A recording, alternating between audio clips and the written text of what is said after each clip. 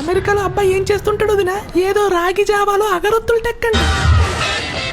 Bathroom లో ఉన్న రోడ్ల మీద ఎరగడం మన ఊర్లో ఇంకా మానలేదు. మామ ఫారెన్ బ్రాండ్ బాటిల్ ఒకటి మామ ప్లీజ్. దేశాలు దాటి వచ్చింది మీ దాహాన్ని తీర్చడానిక. శివాజీ, అమెరికాలో అగరొత్తులు టెక్ కదా నువ్వు, అమెరికా అగరొత్తులు తీసుకురావచ్చు కదా మరి. అది అగరొత్తులు టెక్ కదమ్మా, ఆర్కిటెక్ట్. మీ అయ్యి చేసిన అప్పులు, మీ తాత మిగిల్చిన వడ్డీలు, అసలు 6 లక్షలు. మావయ్యని చూడడానికి వచ్చావా? పండగ మామూలు ఇస్తాంటూ వచ్చా మావయ్య. మన ఊరిని ఉత్తర అమెరికాలో మారుస్తామా? పాకలు పీకేస్తాను, రోడ్లు వేస్తాను, డ్యాములు కడతాను, దోమల ముందు కొట్టిస్తాను, పార్టీ పెట్టి ప్రెసిడెంట్ గా పోటీ చేస్తాను.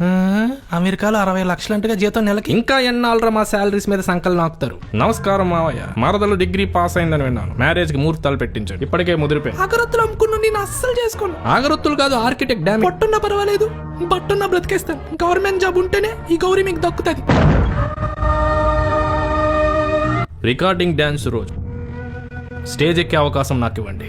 ఎక్స్ట్రా డబ్బులు ఖర్చు అవుతాయి. మరి ఎంత సర్పంచ్ గారు?